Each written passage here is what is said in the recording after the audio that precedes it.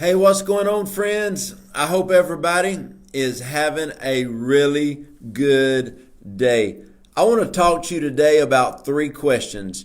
And when I talk about these three questions, I really want you to allow yourself to be challenged by the Holy Spirit. Now, a few years ago, I had about a 6-month period in my life that every time I got ready to preach, I would ask this one question to start off my message.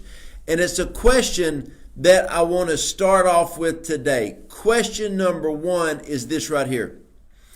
If you could do anything in the world for God, what would it be?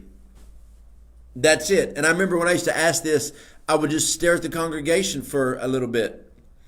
And see, when I ask you this question, if you could do anything in the world for God, what would it be? When I ask this question, the question actually penetrates into your spirit and your soul, and your mind all of a sudden starts thinking about what it could do before the natural mind will actually try to shut down your answer. And what happens a lot of times is when you receive a question like that, if I do anything in the world for God, what would it be? The dreamer inside of you leaps. The prophetic words inside of you start leaping.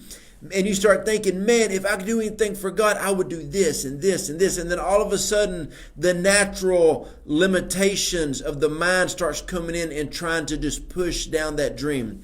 Now, whenever you're asked a question like that, you cannot think, well, how am I going to pay for that? Who's going to help me? How is this going to work out? No.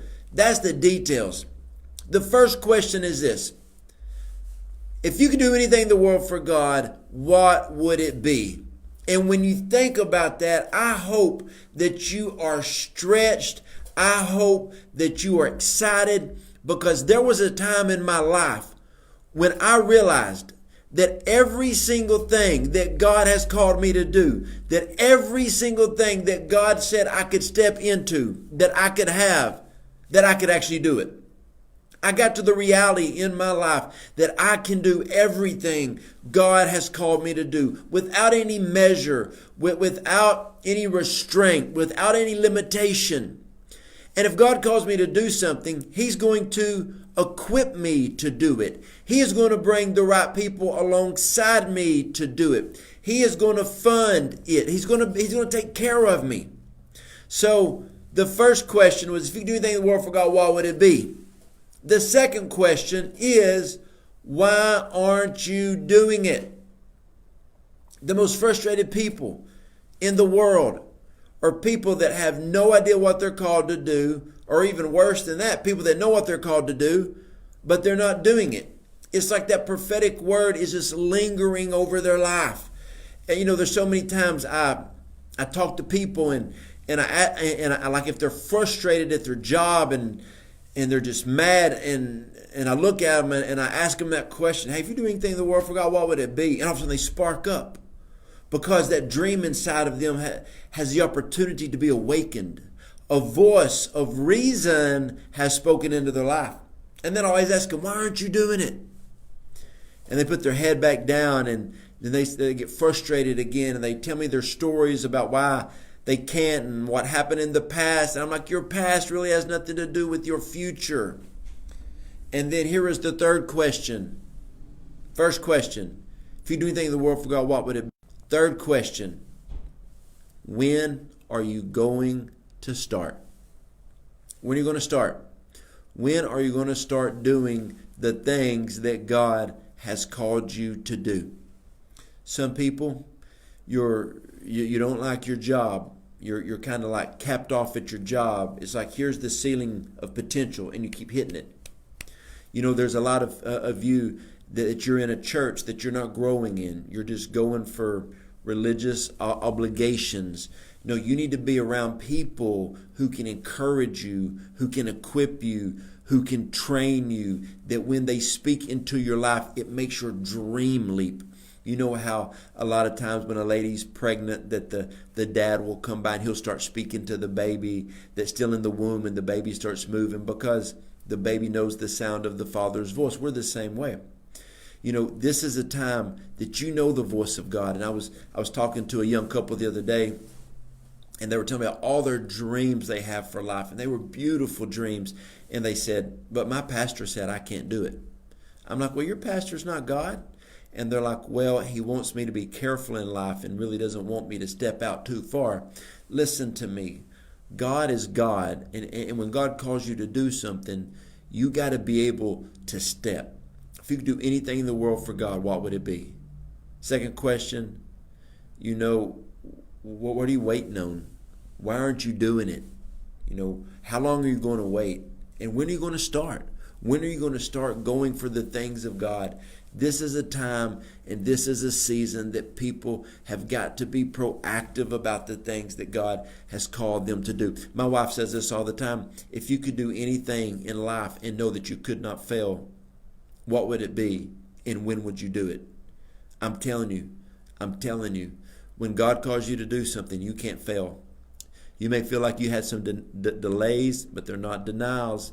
You may feel like you've had some setbacks, but you're going to make a comeback. Everything God has ever spoken to me to do, it seemed overwhelming at the time. I didn't think I could do it. I didn't see a way that it would happen. But when I said yes to God and I stepped out, all of a sudden it just started happening. It just started working. So I want to encourage you today. Get those dreams going inside of you. Get those dreams lifted back up. And if it doesn't make any sense in the natural realm, it probably makes all the sense in the heavenly realm. So your kingdom come, your will be done on earth as it is in heaven. And the thing is, when God gives you a vision, the people around you aren't going to understand it because it comes with a heavenly perspective, and God gave it to you. They're not going to see that. God's given me some dreams that it just makes no sense in the natural to everybody around me. But when they're manifested, people say, oh, that's why God told you that. Now I see the need for that. God gave you a dream because he trusted you. He knew that you could do it. So today, start dreaming again. Listen, if you're not happy with your job, if you're not happy with the place that you're working with and the church that you're at, maybe you ask God, God, do you want me to move? Do you want me to do something else? I've got to step into what you have for me. Sometimes you just need to get aligned with the right people. I told this one young guy one time, I said, man, you're a great young man. You got a big calling upon your life. You got a powerful seed, a word inside of you, but you're in a church that won't let you bloom, won't let you blossom, won't let you reproduce, won't let you move forward. There's a lot of times people are working a job that they're just kind of capped. They're not going to grow anymore. If something is trying to grow and you can't grow anymore, you get frustrated because you just want to grow. And so this is a growth season in the body of Christ. So my 3 questions are, first question, if you could do anything in the world for God, what would it be? Think about it. And the next one, why haven't you started? And then when are you going to start? So go for the things of God. That's my 3 questions for you today.